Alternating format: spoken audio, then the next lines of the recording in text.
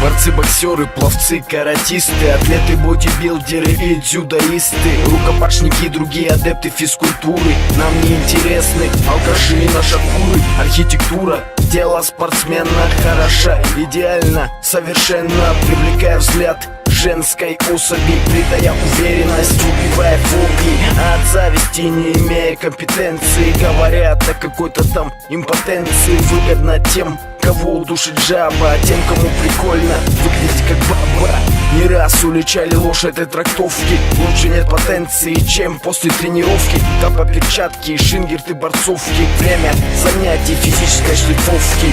Уважение спортсменам и спортсменкам от души выражаю этим треком. Нас немного, но не так уж и мало, как прежде в теле хоть и многое бывало. Уважение спортсменам и спортсменкам от души выражаю этим треком. Нас немного, но не так уж и мало, как прежде в теле хоть и многое бывало. Стадион, спортзал, брусья, турники, лучшее лекарство от стресса и тоски. После фреш или вода, девушка или жена, так вот живут, кто не слабого звена здоровья. Беречь с молоду, плевать на моду, умирать молодым оставим идиоту.